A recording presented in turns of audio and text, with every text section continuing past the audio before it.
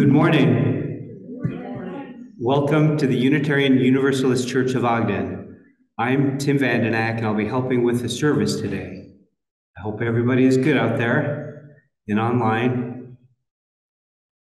Dylan Zwick will be our main speaker today. He'll be looking into the idea of making up your mind, changing your mind. What are the forces that make us shift our way of thinking?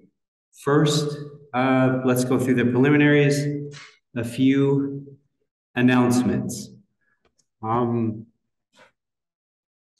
might be too small to read, but tonight at 7 p.m., there's an Ogden Interfaith concert in the Ogden Tabernacle at 2100 Washington Boulevard. Admission is free and open to the public, and our congregations will be one of the faiths acknowledged in participating in the event. Can you still get tickets, Dylan? It's free admission. There you go, free admission. Our church will be having an estate sale on Saturday, November 12th, where we'll be making available for purchase many of the things within this church that we don't expect to need or want to take with us to our new building. And there is a lot of stuff in here, so. And thanks to Jim and Claudia Cook and Sandra Mills for their help making our building a part of the Weber County Heritage Foundation building tours last Saturday, September 10th. Thank you, you guys. And next week, September 25th, we join the Foothills congregation remotely. We'll be broadcasting it from here, the sanctuary. So if you want some company, you're welcome to come here. Coffee will also be served afterward. As far as the building update, not a whole lot. There's been some significant interest in the building, which is now on the market, as you probably know, but we're still looking for a buyer. And we could use a little help with some of the things. John and Kristen Loveland have been taking the lead and helping prepare coffee downstairs for the post-service gathering.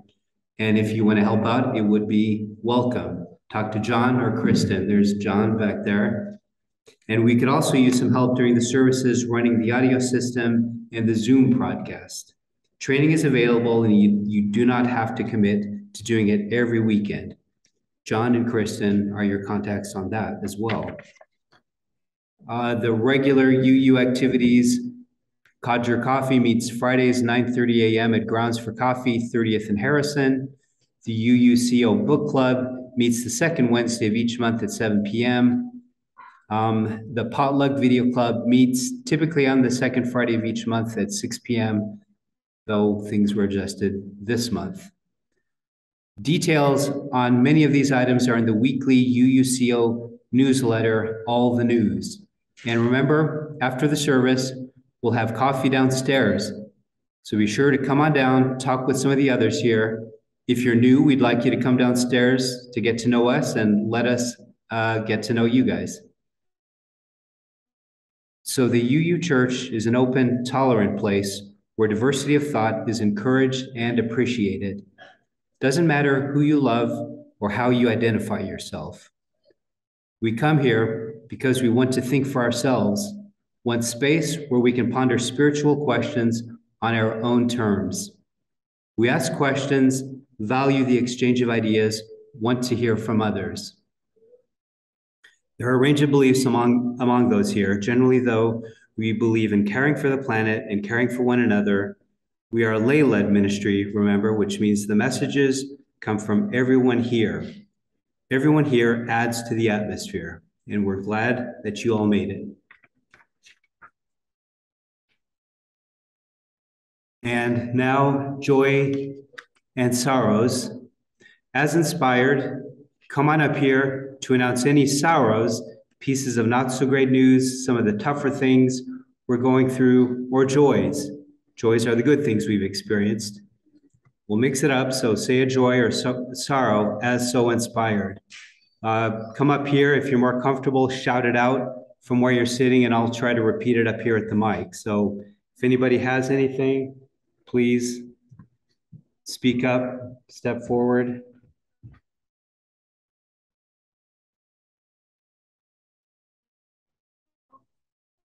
Oh, we got a mic over there. You can also use this mic. Yep, there you go. Okay, going once. Here we go. I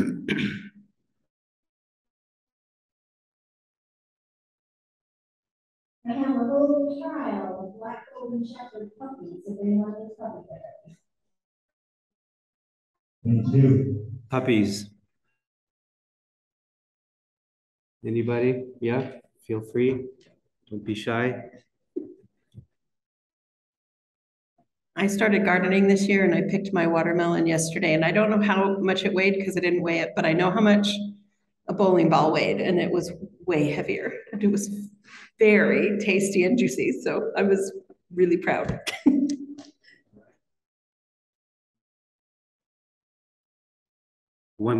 I'll throw one out there. I used to bike a lot, haven't lately, bicycle that is, but I got a nice bike at the bicycle collective here in town. And nice mountain bike that's a little bit easier on my body, and been getting out, and it's really nice. And it's been nice to get out on some of the paths around here.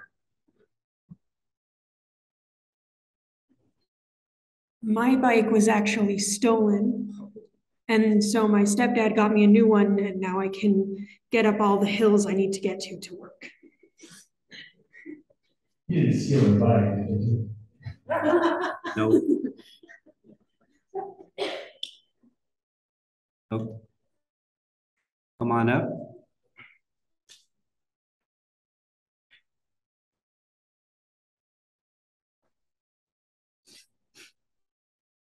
Hi, my name is Byron Lee, and I used to live in Ogden, and in the summertime, we attended for 30 million troops in Novak once. Used to welcome everybody in the beginning. Very first welcome really touched me, and I've been following this congregation ever since. Often attend by Zoom. I live in Houston and Midway in the summertime, but it's in town today because a football game, and it was my mother's 94th birthday. And she's in good health, and I'm very grateful for that. And that's a great joy. And I saw Dylan was good to speak about how to change your mind. I couldn't even better to listen to him and that. I really enjoyed it. It was worth it. Well, thank you. Good to see you here.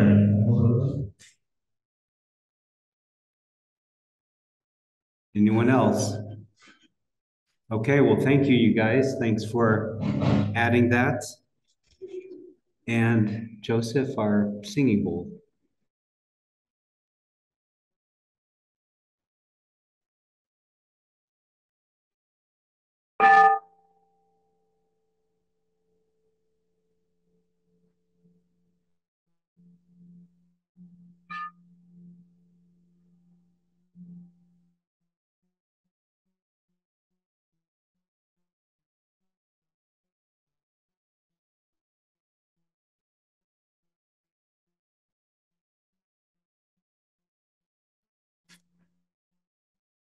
So today, we're talking about change. So appropriately, our chalice reading talks about listening,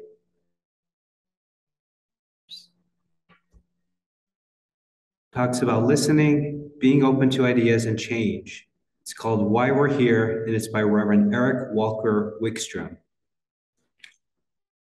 Here today, in this place, and with these people, may we listen so that we can hear.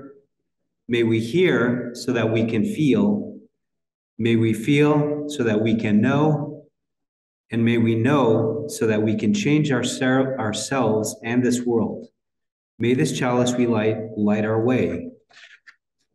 And now our chalice lighting words. Looks like Dylan will be handling the duties. So the words should be in the order of service. We light this chalice for the warmth of love, for the light of truth, and for the energy of action. Thank you, Dylan. Now our opening hymn. Please rise in body or spirit and join us in singing from the teal hymnal number 1008. When our heart is in a holy place. Verses 1, 2, and 3. again, since 1008, when our heart is in a low place.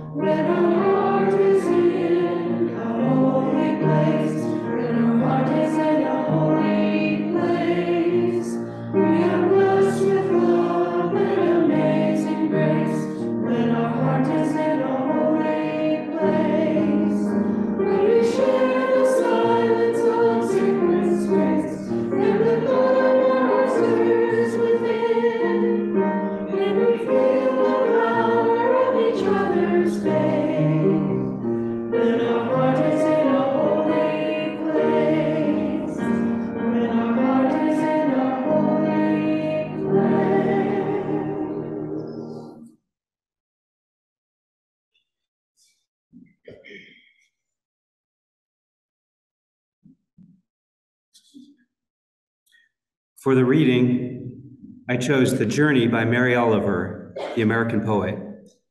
I picked it for this day when we talk about change because it tells a story about making decisions about changing.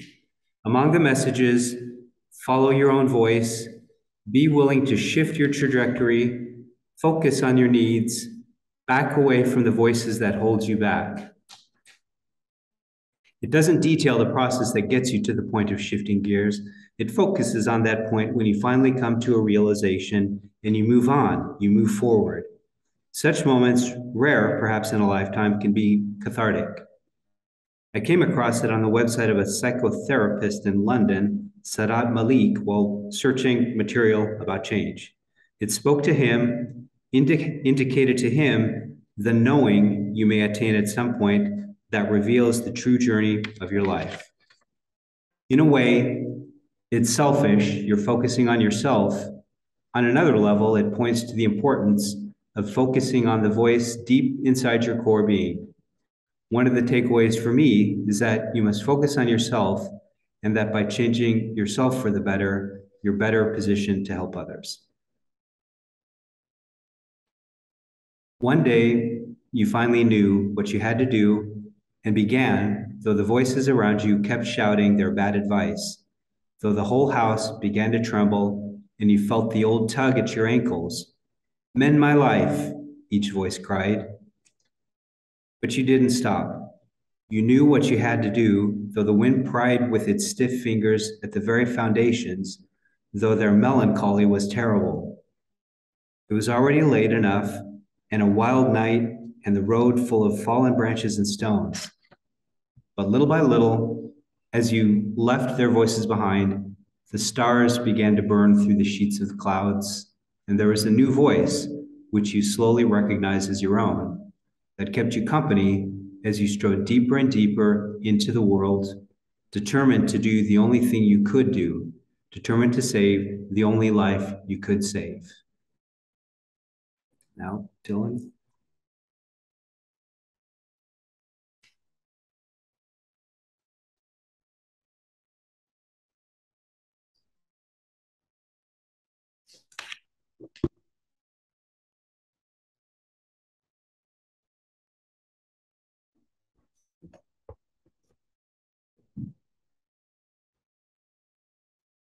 Thank you again, everybody, for coming, and thank you to those who are joining us online.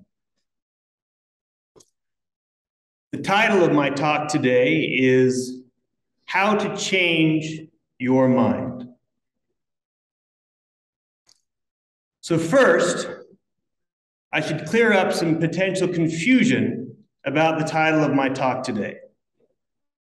The title is not meant to be a reference to Michael Pollan's book from a few years ago about psychedelics. While certainly a topic worthy of discussion and even exploration, my subject here today is not the process of changing one's mind through chemistry, but through social influences.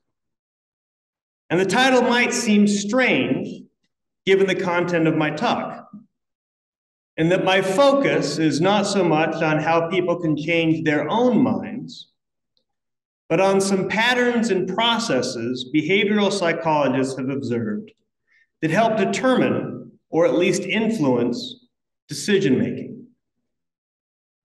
But the reason I chose it is because as you listen to my talk today, I'll try to provide examples of these principles in action.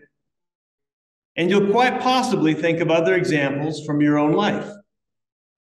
But please bear in mind that you are not immune from or above these patterns of influence.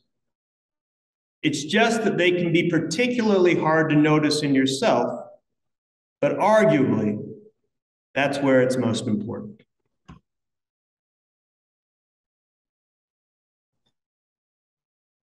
My primary sources for today's talk are in fact the book Influence by Robert Cialdini, first published in 1984, but most recently updated last year, and the 1995 talk at Harvard University by Charlie Munger titled The Psychology of Human Misjudgment.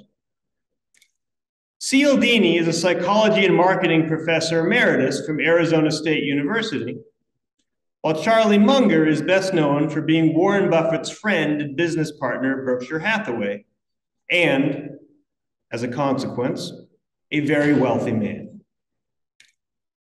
His talk at Harvard is about an hour long. It's on YouTube. And its thesis is that while Munger has certainly made irrational mistakes in his life, he thinks he's made less than his full statistical share. And by realizing and understanding the factors that influence human misjudgment, he's managed to do a number of things to, among other things, become quite wealthy. It's a fascinating talk from which my talk today draws great inspiration.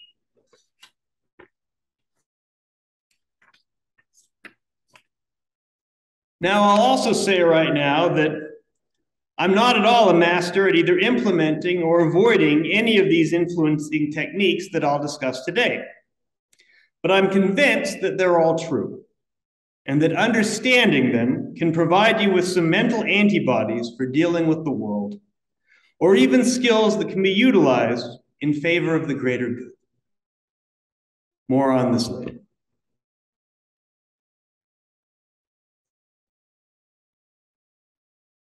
My talk will focus on 8 factors that influence human behavior and decision-making, which I think are powerful and worth understanding. This list is certainly not complete and is more foundational than comprehensive. For each factor on the list, I'll provide an explanation and some examples. These factors are incentives, consistency and commitment, social proof, Pavlovian association, reciprocation, contrast-caused distortions, deprival superreaction, and stress. All right. Now, the first of these factors may seem so obvious that it doesn't even deserve discussion. And that's that people respond to incentives. However, while it's obviously true, people also consistently underestimate their power. Munger contends that while he spent his life understanding the power of incentives better than most, he himself has always underestimated them. And of course, you'll find examples of incentives everywhere, but in terms of changing your mind, I think it's best encapsulated by the Upton Sinclair quote that it's difficult to get a man to understand something when his salary depends upon him not understanding. More broadly, it's very hard to get somebody to change their mind if they have a direct incentive not to do so, and very easily when they have a direct incentive to do it. One of the more pernicious manifestations of incentive-based delusion is in our absurd war on drugs, in which an expensive, incredibly harmful, and profoundly unjust system is defended most vociferously by those members of the police and prison industrial complex who have a direct personal career and financial incentive to maintain it. And a notable component in this deception is that, almost to an individual, they themselves don't see this. Incentive-fueled delusion can not only blind you to the harm you're causing, but even compel you to adopt a value system in which you convince yourself that your behavior is virtuous. How often is it that people honestly believe that what God wants them to do just happens to coincide with exactly what they themselves want to do? What luck!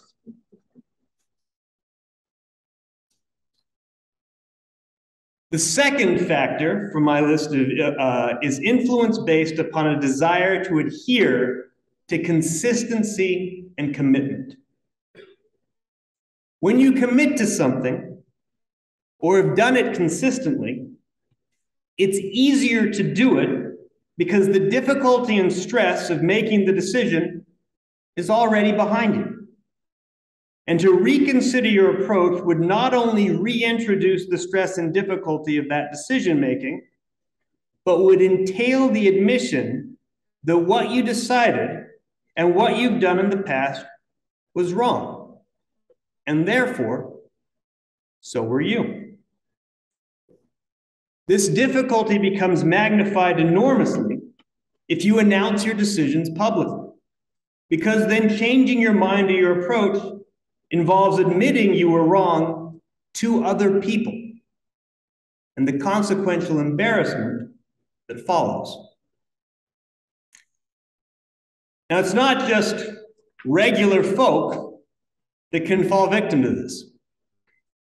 Scientists, even great scientists, who are trained to think rationally and objectively, and who should know how to do it, are all the time biased by their desire to maintain commitment and consistency. Fred Hoyle, the astronomer who was one of the first to postulate correctly that the heavier elements in our universe are formed through fusion reactions within stars, publicly argued against the idea that the universe had a beginning and in favor of an everlasting steady state, and maintained this review until the day he died in 2001, decades after the experimental evidence from astronomical observations had convinced almost every other astronomer of the validity of the Big Bang. Einstein himself was unable to accept the fundamental theoretical underpinnings of quantum mechanics and spent the last few decades of his life maintaining the antiquated argument that, quote, God does not play dice with the universe. And it's not just individual scientists. In his book, Good Calories, Bad Calories, Gary Taubes details the story of how Ansel Keys identified, controversially and incorrectly, that dietary fat, particularly saturated fat, was the major source of dietary health issues in the world, and that this view took hold within the scientific community. A view that held back for decades the acknowledgement and acceptance of the harmful role of carbohydrates, particularly sugar.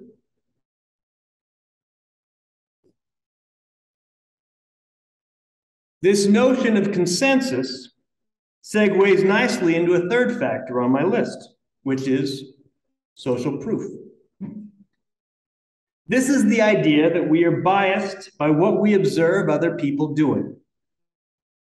The roots of this tendency are, of course, sound. If we observe a lot of people doing something, then it's probably not that bad, or else they wouldn't all be doing it. The idea is even popularized within the phrase, the wisdom of crowds. However, this reasonable heuristic, if given too much confidence, can lead to positive feedback loops of irrational behavior that cause monumental catastrophes.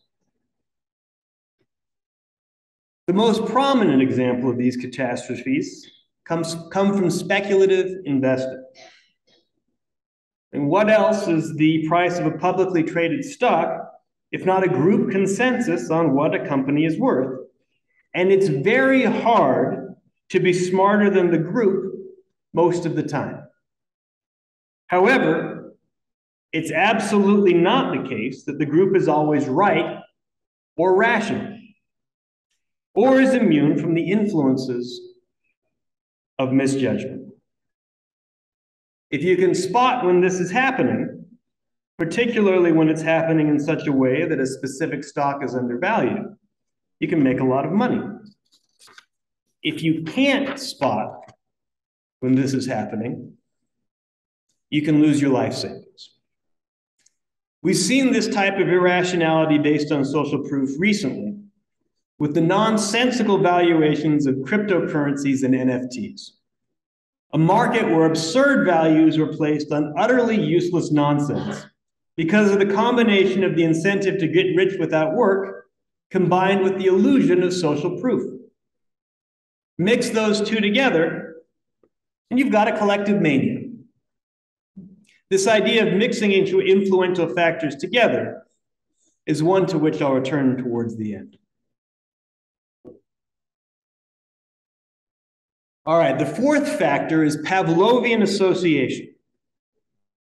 Now, most of us know the story of Pavlov and his dogs. You know, he'd ring a bell and feed the dogs, and then found out that when he just rung the bell, the dogs would start salivating, regardless of whether there was any food. Well, okay, so what? Well, probably over half the marketing we see on television is based on Pavlovian association. And perhaps the most notable is Coca-Cola.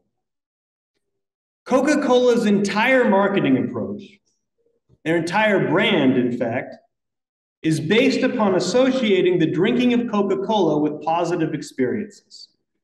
Winning a football game, opening presents at Christmas, smiling with friends, and so on. They want to create this association in your mind so that you connect the consumption of Coke with something positive. And this, combined with the ubiquitous distribution that makes Coke almost immediately available whenever and wherever you get thirsty, is how they sell billions of dollars worth of carbonated sugar water every year. Now, I'd like to pause here for just a moment and talk about why many of these factors do make some sense. We're not born knowing anything but instinct, and that doesn't change much as we age. We've evolved heuristics that help us figure out how to muddle through a world in which we rarely know what's going on or what we should do. And these heuristics involve to suit the needs of primitive humans who lived in an environment profoundly different than our own. You want to figure out what you need to do to survive on the savannah? Well, try to copy what most of the living people seem to do and look for patterns. Our brains are pattern-finding tools, and on the whole, this has proved extremely useful to our species. However, we did not evolve in an environment in which we had to deal with the Coca-Cola marketing department. And those marketers have exploited that advantage to great effect.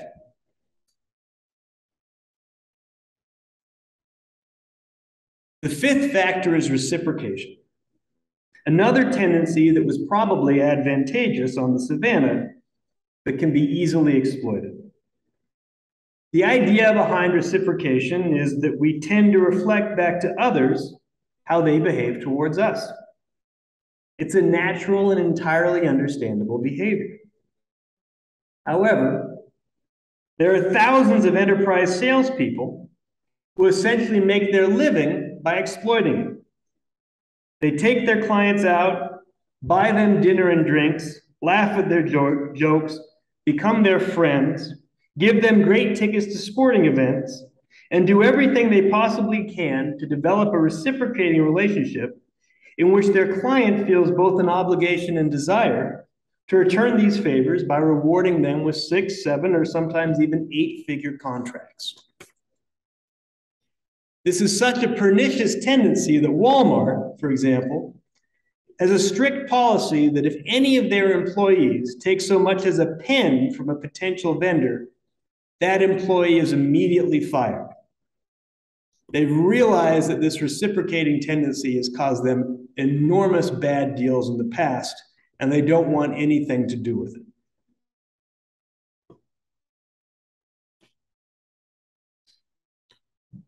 The sixth factor is contrast-caused distortions.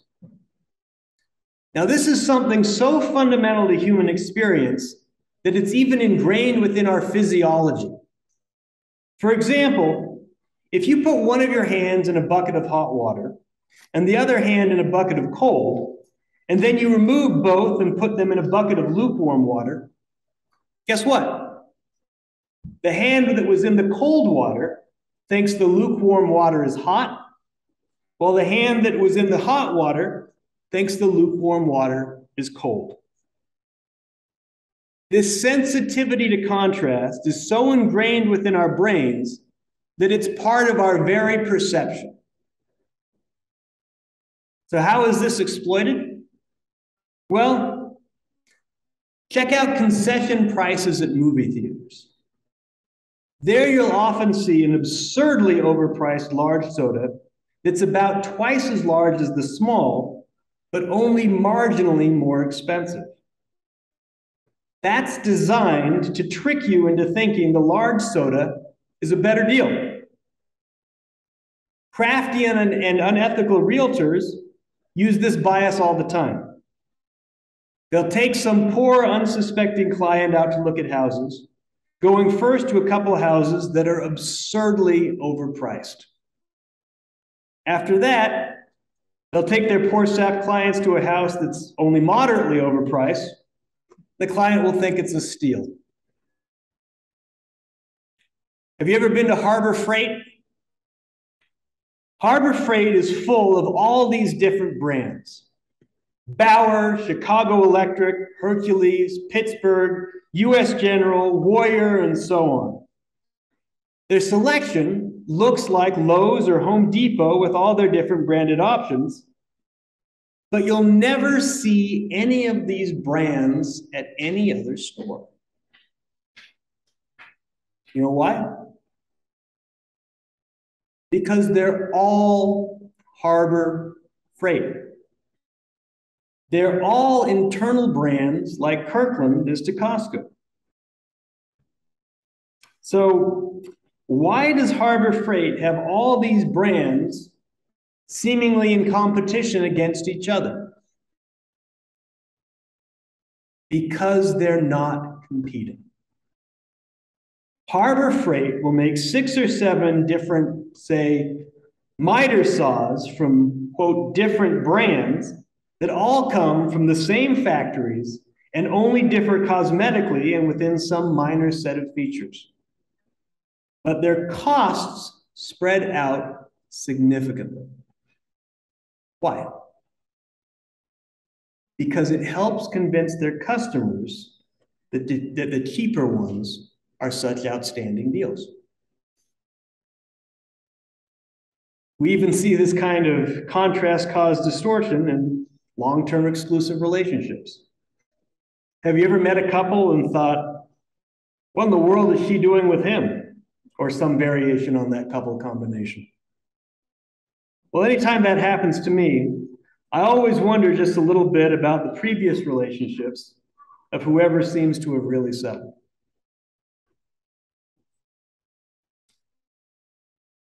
The seventh factor is deprival superreaction. The idea here is we tend to view the cost of losing something to be far greater than the cost of obtaining it. Now, again, this is based upon a sensible heuristic, the law of diminishing returns. The idea there being that the more you have of any resource, the less valuable each unit of that resource is. A glass of water is a lot more valuable in the desert than by the pool, and $1 million would mean a lot more to you or me than it would to Jeff Bezos or Elon Musk. The logical conclusion of this is that we view the cost of losing a unit of a resource as larger than the benefit of gaining another unit. For example, if you were offered a wager where you're given a 2/3 chance of doubling your net worth and a 1/3 chance of losing everything, would you do it? I certainly wouldn't, even though the expected gain is positive. Well, I think we see the same idea at play on a massive scale within the United Kingdom right now. They have this preposterous, nonsensical, and comically antiquated institution called the monarchy. If I were to suggest adopting something similar in the US, you'd think I was crazy. However, it persists because enough people would feel significant deprivation if it stopped existing. And frankly, I would miss it too. You run into the same thing all the time if you're running a business with employees. For example, if the company takes an afternoon off before Christmas to go to a movie, you better be ready and willing to do something like that or better every year. Because if you don't, you better believe it will be noticed and its absence will be felt.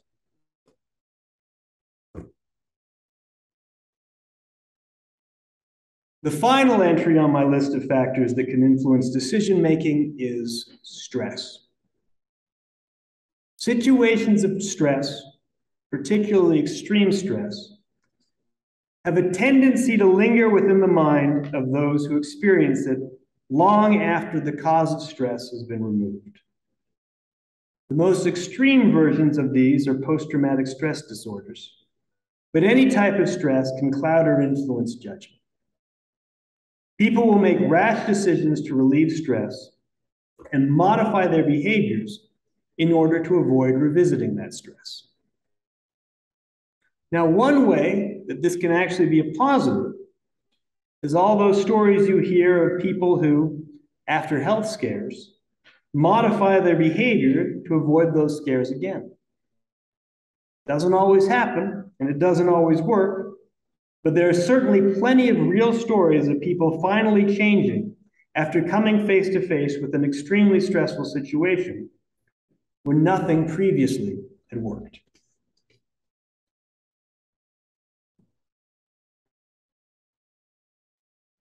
Okay. So these are 8 factors that can influence behavior in manners that aren't always rational. Well, what happens when you combine them? As I briefly mentioned earlier, that's where things can get really powerful.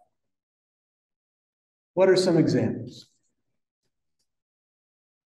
Well, Tupperware parties. There, you've got a host or hostess who's personally incentivized to sell Tupperware, creating a reciprocating situation with their friends and neighbors, in which there's an element of social proof from others making the same purchase, and the stress of limited time combined with the potential loss of a special deal. The Tupperware company has used these techniques to make billions. Where else do we see these techniques combined? Well, in cults. If you look at any cult and wonder how in the world they're able to convince people to believe in all these nutty things and behave in all these nutty ways, you'll almost always find these behavioral modification techniques at play. You'll find incentives frequently based on hierarchies. You'll find reciprocation, social proof, deprivation, superreaction, and an insistence on consistency and commitment, all taken to extreme levels. And you'll see this in religion too. Tom Wolfe defined as a cult with money. For those of you with experience in the LDS Church, have you ever heard the saying, the best way to build your testimony is to bear your testimony? Well, that's right, insofar as consistency and commitment tendencies make it much harder for you to change once you've committed to a position publicly. However, it may not be the best way to figure out the truth. In fact, from my readings about the history of the Church of Jesus Christ of Latter-day Saints, I'm convinced that one of the major reasons, perhaps the major reason, that it has persisted and thrived so successfully when almost every other 19th century American Protestant upstart religion has disappeared, is that Joseph Smith happened to stumble into many of these techniques. Now, it's entirely possible for a believer in that faith to look at this and conclude that what happened is that the Lord provided Joseph with the tools to make the one true church grow. But it's striking how many of these techniques were used within the early days of that church and persist with variations to this day.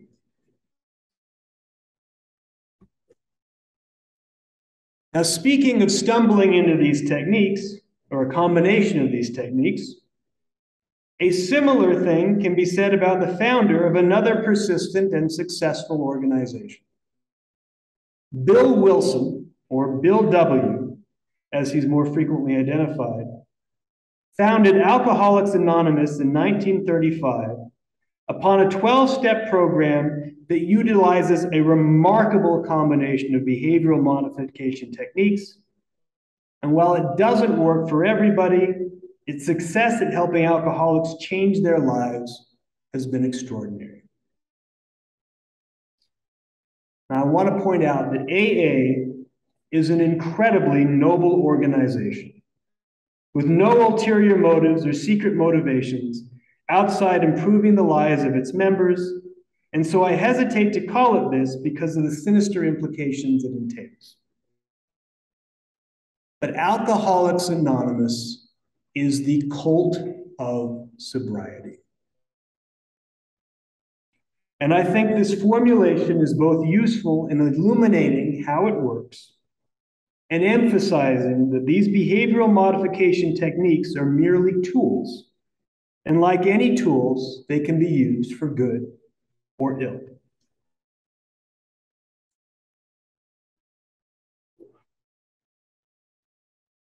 So this has been a somewhat unusual talk to give at church.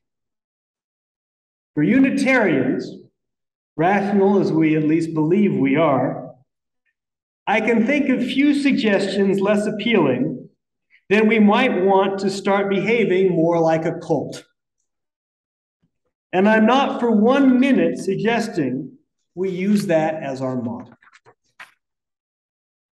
However, what I am suggesting is that many of the things we'd like to do in the world as a church, from growing our membership to fostering social justice, might be aided by the proper understanding and even utilization of some of these tools. And it is to our benefit to understand them, to watch for them, and to even learn how to use them ethically ourselves. So be it. Thank you.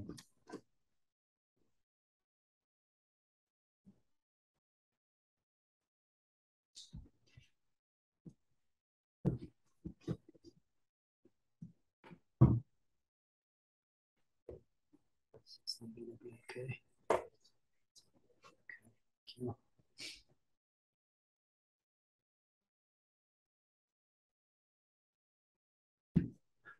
Okay, well, thank you, Dylan. You did your research. Once again, thank you. Now for our prayer. Our prayer is called On This Day by an anonymous author. I found it on the website of Xavier University in Cincinnati, Ohio, which is a Jesuit school. To me, it talks about moving beyond any negative feelings you may hold about focusing on small things. Let me start that again. To me, it talks about moving beyond any negative feelings you may hold about focusing on small things you can do to make this world, your world, a better place. Change isn't always huge and dramatic. Small, purposeful shifts in how we carry ourselves can go a long way. On this day, mend a quarrel, search out a forgotten friend, dismiss suspicion and replace it with trust, write a love letter, share some treasures, give a soft answer, encourage youth, manifest your loyalty in a word or deed, keep a promise, find the time, forego a grudge, forgive an enemy, listen, apologize if you were wrong, try to understand, flout envy, examine your demands on others, think first of someone else, appreciate, be kind, be gentle, laugh a little more, deserve confidence, take up arms against malice, decry complacency, express your gratitude, worship your God, gladden the heart of a child, take pleasure in the beauty and wonder of the earth. Speak your love, speak it again, speak it still again, speak it still once again. Amen. Now, pause, sit back, bow your head, look around you, cross your arms, relax your arms, do what it takes to ease yourself. Think, relax. In a world that can be chaotic, unjust, beautiful, surprising, indifferent, cold, warm, take a moment to think, step back, search for balance. Join me now in silent meditation or prayer.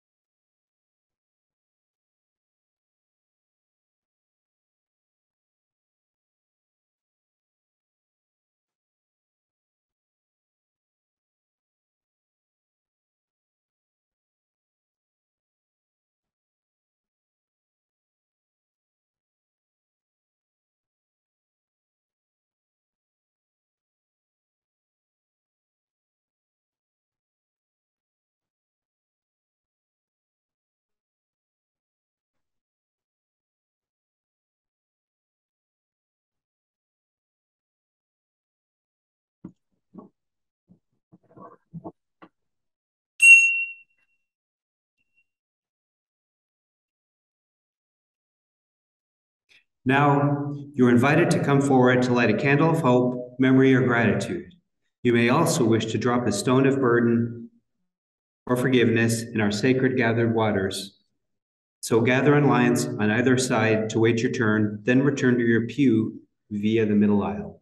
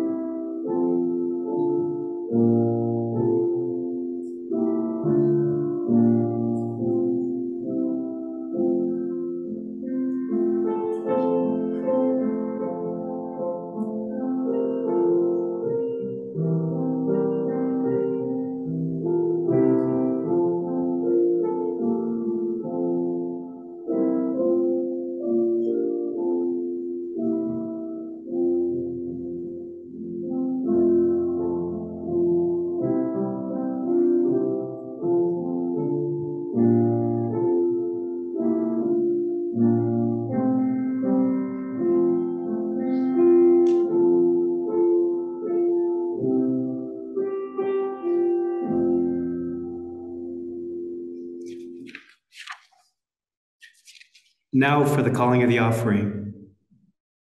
We need your help to keep this place going. Sweat, hard work, and passion are key, but a little bit of money also helps.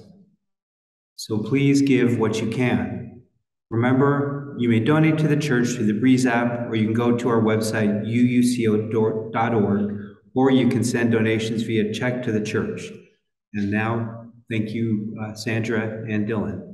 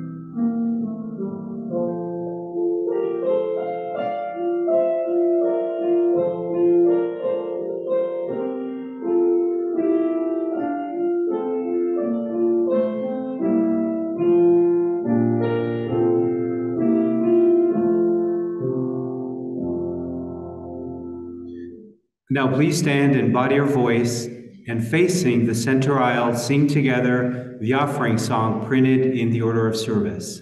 From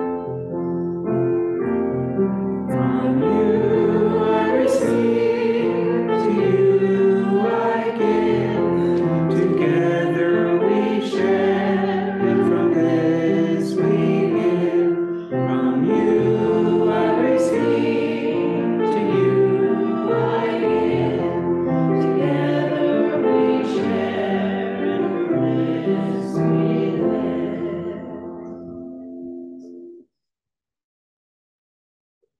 Thank you for giving. This money helps this church, helps us in our effort to improve the world in big ways and small.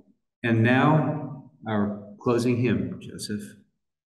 Please join us in singing hymn number 1024, When the Spirit Says Do. And you'll notice that there's only one verse. So for first verse, you got to do when the Spirit says do. Second, you got to sing. And third verse, you got to shout.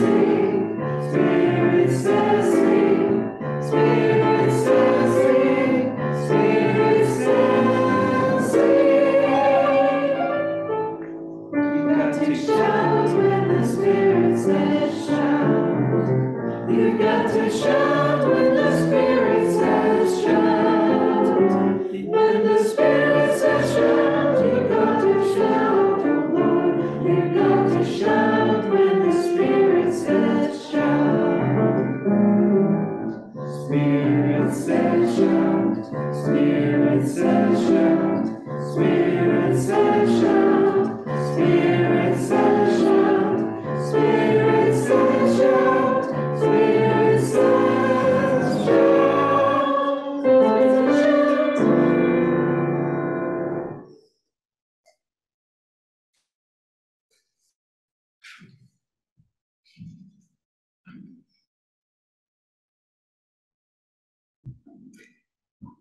Shifting your view, changing, is sometimes easy, frequently hard, but be open to change, be willing to shift gears. Otherwise, we can get stagnant, get in ruts. Challenge yourself. Challenge how you look at things. Don't be afraid to explore a different perspective. You might be surprised that it opens doors you didn't know existed. Now, let's extinguish the chalice. The chalice extinguishing words are in your order of service.